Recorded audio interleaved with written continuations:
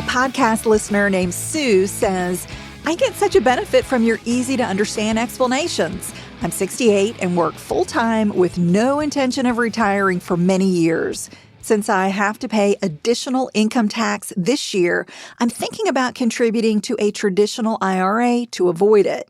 How would that affect the requirement to withdraw money at age 72? And can you contribute to a traditional IRA after age 72? Another question came in from Dr. Sarah, who says, do you have any advice on the difference between a TIAA CREF pre-tax and a TIAA CREF Roth post-tax option for retirement contributions?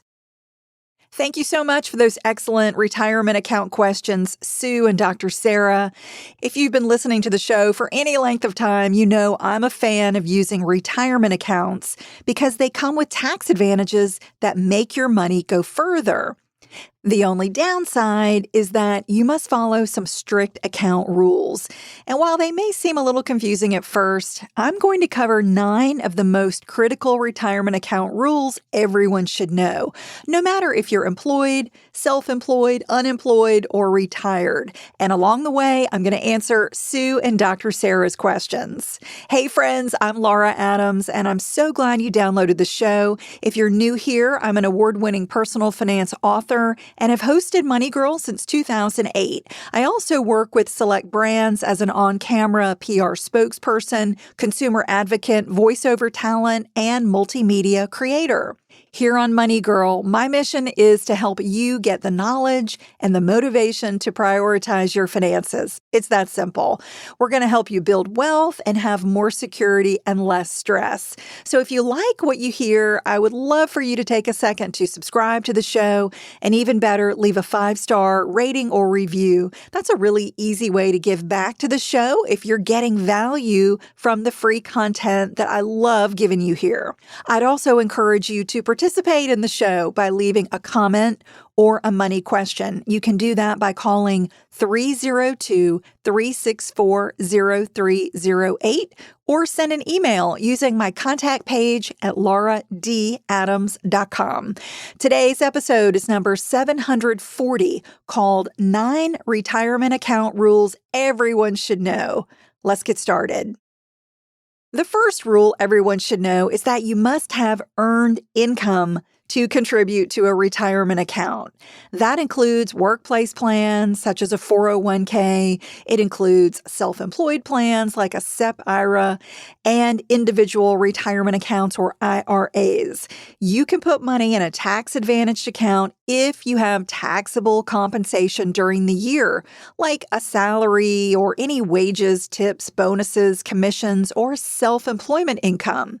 Note that I did not mention investment income. So if you're living solely on investment earnings, you're not qualified to add funds to a retirement account. Again, you've got to have some earned income to make that possible for using a retirement account. The amount you can contribute to an IRA equals your taxable compensation up to $6,000 or $7,000 if you're age 50 or older. So that's the rule for 2022. It could go up in the future. And what's really great about the retirement account rules is that even minors can start saving for retirement as soon as they get their first jobs. Maybe they get a part-time weekend gig or even full-time summer work. Other retirement accounts have higher annual limits than an IRA. For instance, for 2022, you can contribute up to $20,500 or up to $27,000 if you're over age 50 to a 401k or a 403b offered by an employer.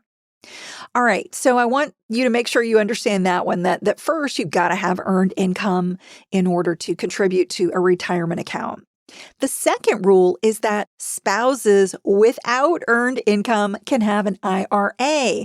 So this rule is an exception to the first rule, and it's known as a spousal IRA.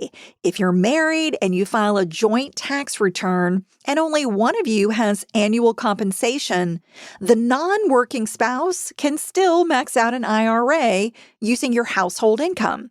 For example, let's say You're a married, stay-at-home parent under age 50, you can contribute up to $6,000 in an IRA, even if you have no job, no income, you're only just staying home taking care of kids, or you're unemployed.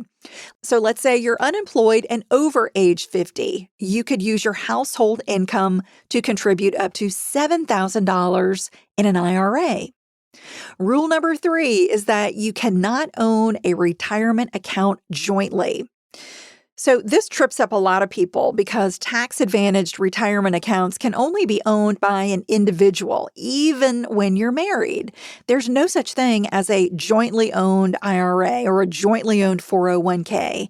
Each retirement account owner must qualify to make contributions based on their situation, based on their income, except, of course, for that spousal IRA that I just covered.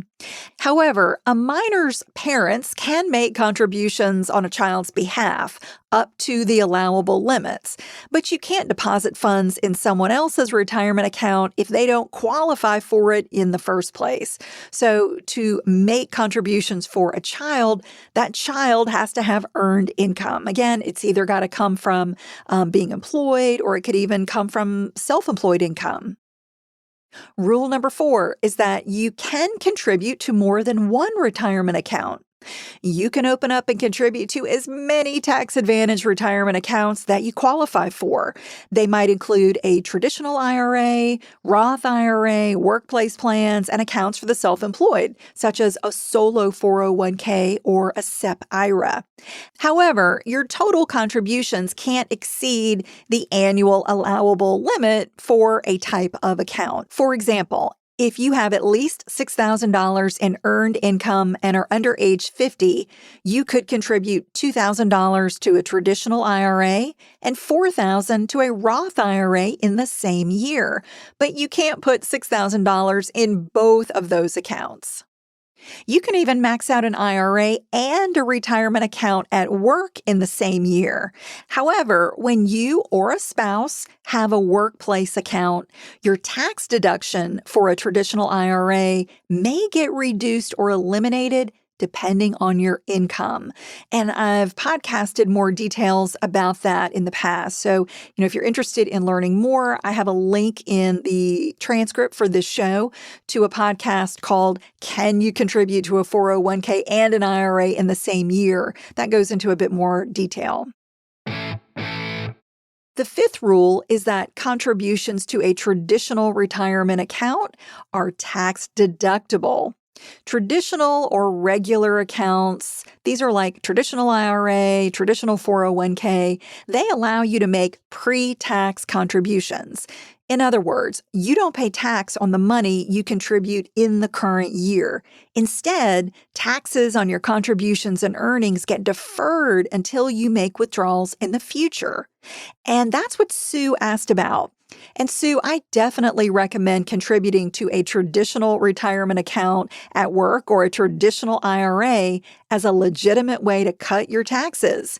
Sue also asked how that would affect the requirement to withdraw money at age 72. And Sue, it doesn't change anything. You would still have to begin those RMDs from a IRA or a workplace retirement plan no later than April 1 following the year you turn 72. And just for background, your retirement RMD changes every year depending on your age, and there's information in a table provided by the IRS. For example, an 80-year-old with $100,000 in an IRA at the end of last year would have to take out at least $4,950.50 this year, and that increases as you get older. Sue asked if you could contribute to a traditional IRA after age 72, and the answer is that you can make contributions for as long as you have earned income. So remember that investment income does not count for retirement account eligibility. So if you're retired and you're still earning income from a job or self-employment, yes, you can continue making contributions. Number 6 is that contributions to Roth retirement accounts are not tax deductible. Roth workplace accounts and those for the self-employed and individuals require you to pay tax up front on contributions, so they're not tax deductible. However, both your contributions and earnings can be withdrawn completely tax-free in retirement, which is a fantastic benefit. Just like with a traditional IRA, you can make Roth IRA contributions at any age as long as you've got earned income. But unlike a traditional account or even a Roth at work, you never have required minimum distributions with a Roth IRA. That's pretty unique. So that means that you can keep money in a Roth IRA as long as you like or pass it on to your heirs. And I just want to make sure you know that is not the case with a Roth at work. You do have to adhere to RMDs for workplace Roths, but Roth IRAs kind of have their own rules, and you can just keep the money in there as long as you like. So let's go back to the question from Dr. Sarah about the difference between a TIAA-CREF pre-tax and a TIAA-CREF Roth post-tax option for retirement contributions. So first off, TIAA and CREF stand for Teachers Insurance and Annuity Association of America and College Retirement Equities Fund. This is an organization that was created a long time ago, back in the early 1900s, to provide a secure retirement income for teachers, employees of colleges, and other nonprofit organizations. So those retirement accounts that she's talking about are similar to a 401k or a 403b, but they function more like a pension plan, providing lifetime income for participants. So, Dr. Sarah, when you're choosing a pre or a post-tax retirement option, there are a few considerations. One is whether your future tax liability will be higher or lower than it is today. If you believe your income will be higher, or maybe even that the country's tax rate will go up by the time you retire, then it's better to pay a lower tax rate on less income now using a Roth. But if you believe the opposite, if you think your income or the tax rate in retirement will be lower than it is today, it's better to use a traditional retirement account and defer it. Also, maybe you need a tax break in the current year due to having a high household income. In that case, using a traditional account can be a great way to get tax deductions for those traditional contributions you make. And if you're unsure which direction to go, you can always just put half of your contributions in a traditional account and half in a Roth. Nothing wrong with that at all. Having some tax-free income from a Roth in retirement is a really valuable benefit. Okay, moving on to retirement rule 7 is that you can't contribute to a Roth IRA if your income exceeds a limit. Since the benefits of a Roth IRA are so good, those with high incomes get excluded. Your contributions either get reduced or eliminated when your income exceeds annual thresholds, and those thresholds have been increasing over time, so the numbers I give you here may change in the future. But for 2022, single taxpayers can no longer make Roth IRA contributions when your modified adjusted gross income, or MAGI for short, is $144,000 or higher. Married people who file taxes jointly both get locked out when your household MAGI reaches $214,000 and above. However, it's not a problem if you previously contributed to a Roth IRA, but now you don't qualify because your income is higher. You can simply keep it and manage it and just allow that account to grow. You just can't make any new contributions. And if your income falls below the cutoff in the future, you can make Roth IRA contributions again. Retirement rule number 8 is that you can withdraw Roth contributions penalty-free. In general, distributions from a retirement account before age 59 and a half are subject to both taxes and an additional 10% early withdrawal penalty. However, since you pay tax up front on Roth contributions, you can withdraw them penalty-free. But taking out Roth earnings before age 59 and a half and before the account is 5 years old would be subject to tax plus the additional 10% penalty. However, you avoid tax and a penalty when you satisfy that 5-year waiting period if you spend a withdrawal on an exception. And there are a few. I'm going to list them here. You can, if you spend them on a first-time home purchase up to $10,000, that's an exception.